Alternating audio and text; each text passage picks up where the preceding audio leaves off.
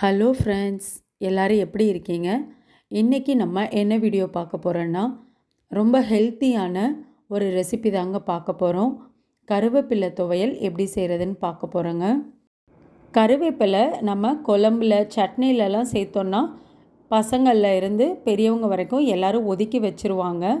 இதே மாதிரி நம்ம துவையலை அரைச்சி செஞ்சு கொடுத்தோன்னா கண்டிப்பாக விரும்பி சாப்பிடுவாங்கங்க. ரொம்ப ஹெல்த்தியான இந்த கருவேப்பிலை துவையலை வாரத்துக்கு ஒரு தடவையாவது நம்ம எடுத்துக்கணும்.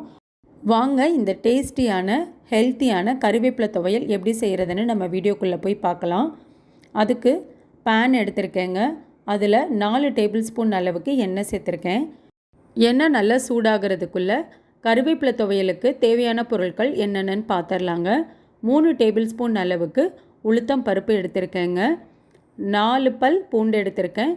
சின்ன லெமன் சைஸ் அளவுக்கு புளி, காரத்துக்கு வரமிளகா 6 எடுத்திருக்கேங்க. நீங்கள் உங்கள் காரத்துக்கு தகுந்த அளவுக்கு இதை விட குறைச்சும் கூட சேர்த்துக்கலாம். இப்போ எடுத்த பொருள் எல்லாத்தையும் எண்ணெயில் சேர்த்துக்கலாங்க. எண்ணெய் நமக்கு நல்லா சூடாயிருச்சு. கருவேப்பிலை துவையலுக்கு புளி சேர்த்து செய்யும்போது டேஸ்ட் நல்லா இருக்குங்க. அதே மாதிரி பூண்டு கண்டிப்பாக சேர்த்தணும். இப்போது சேர்த்த பொருட்கள் எல்லாத்தையும் மிதமான தீயில வச்சு நல்லா வறுத்துக்கலாங்க. நம்மளுக்கு உளுந்து நல்லா செவக்க வறுத்தரணும், கருக விடக்கூடாது. வரமிளகா இந்த அளவுக்கு நல்லா வறுப்பட்டுறணும். இப்போ உளுந்து, வரமிளகா, பூண்டு, புளி எல்லாமே நல்லா வறுப்பட்டுருச்சுங்க. தனியாக எடுத்து வேறு ஒரு பிளேட்டுக்கு வறுத்த பொருள்லாம் எடுத்து வச்சுக்கலாங்க. இப்போது அதே பேனில் தேங்காய் மீடியம் சைஸ் சின்ன பீசஸாக நான் எடுத்திருக்கேங்க. நீங்கள் இதை விட கொஞ்சம் அதிகமானாலும் சேர்த்துக்கலாம். ஆனால் இந்த அளவு கரெக்டாக இருக்குங்க. அரை சில்லு தேங்காய்னு சொல்லுவாங்களே அந்த அளவுக்கு நான் எடுத்திருக்கேன். சின்ன சின்ன பீசஸாக கட் பண்ணி போட்டுக்கலாங்க. துருவி சேர்க்க வேண்டாம், இந்த மாதிரி கட் பண்ணி சேர்த்துக்கலாம். ஏன்னா நம்ம அரைக்க தான் போகிறோம் ஜாரில்.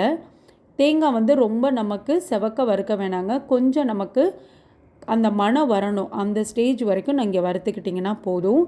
இப்போ தேங்காய் இந்த அளவுக்கு நல்லா வறுப்பட்டுருச்சுங்க. இப்போ அதே எண்ணெயில் 2 கைப்பிடி அளவுக்கு கருவேப்பிலை எடுத்திருக்கேங்க. கொஞ்சமாக கொத்தமல்லி எடுத்திருக்கேன். இது ஃப்ளேவருக்காக நான் சேர்த்துருக்கேன். கொத்தமல்லி நல்லா இருக்குங்க. நிறைய சேர்த்துற வேண்டாம். கருவேப்பிலை அதிகமாக இருக்கணும்.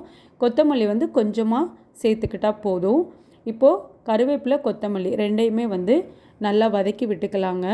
கருவேப்பிலை ரொம்ப நம்மளுக்கு வதங்கணுங்கிறது இல்லை. ஒரு 4லேருந்து 5 நிமிஷம் போல் கருவேப்பிலையும் கொத்தமல்லியும் வதக்கினா போதுங்க. இப்போ நமக்கு இந்த அளவுக்கு நல்லா வதங்கிடுச்சு. இனி நம்ம ஆற வச்சிடலாங்க. இப்போ நம்ம வறுத்த பொருள் எல்லாத்தையுமே பிளேட்டில் கொட்டி ஆற வச்சுட்டேங்க. நல்லா ஆறினதுக்கப்புறம் சின்ன ஜாரில் சேர்த்து அரைச்சிக்கலாம். இப்போது நல்லா நமக்கு ஆறிடுச்சுங்க. இனி நம்ம ஜாரில் சேர்த்திக்கலாம் வறுத்த ஒவ்வொரு பொருளையும். கருவேப்பிலை துவையலில் நம்ம தேங்காய் சேர்க்காமல் நம்ம செஞ்சோன்னா நம்ம 2 டேஸ்க்கு மேலே வரைக்கும் கூட ஸ்டோர் பண்ணி வச்சுக்கலாங்க. ஏன்னா நம்ம ட்ராவலுக்கெல்லாம் எடுத்துகிட்டு போகிறதுக்கு இந்த துவையல் ரொம்ப சூப்பராக இருக்கும். இப்போது தேவையான அளவு உப்பு சேர்த்துட்டேங்க. இந்த அளவுக்கு துவையல் நான் அரைச்சிட்டு வந்துட்டேன். ரொம்ப நைஸாக அரைக்க வேணாம் துவையல்லாம். இந்த அளவுக்கு கொஞ்சம் 1 2 ரொம்பவும் நைஸாக இல்லாமல் மீடியமான பதத்துக்கு நம்ம அரைச்சிக்கணுங்க. அப்போ தான் சாப்பிட்றதுக்கு நல்லாயிருக்கும். இல்லைன்னா மழுமழுன்னு இருக்கும் ரொம்ப நைஸாக அரைச்சிட்டா. அவ்வளோதாங்க. ரொம்ப ஹெல்த்தியான ரொம்ப ரொம்ப டேஸ்டியான கருவேப்பிலை துவையல் நம்ம செஞ்சாச்சு. இந்த கருவேப்பிலை துவையல் டெய்லியும் இல்லைனாலும் வாரத்துக்கு ஒரு நாள் நீங்கள் கண்டிப்பாக சாப்பாட்டில் சேர்த்துக்கோங்க. இந்த துவையல் வச்சு நல்ல சூடான சாதம் வச்சு சாப்பிட்டா ரொம்ப டேஸ்ட்டாக இருக்குங்க. தயிர் சாதத்துக்கு தொட்டுக்க சாப்பிட நல்லாயிருக்கும். லெமன் சாதம், சாம்பார் சாதம், சுடுகஞ்சிக்கெல்லாம் இந்த துவையல் வச்சு சாப்பிடும்போது அவ்வளோ ஒரு அருமையாக இருக்குங்க. இந்த ஒரு சைட் டிஷ்ஷே போதுங்க. வேறு எதுவுமே நமக்கு தேவை கிடையாது.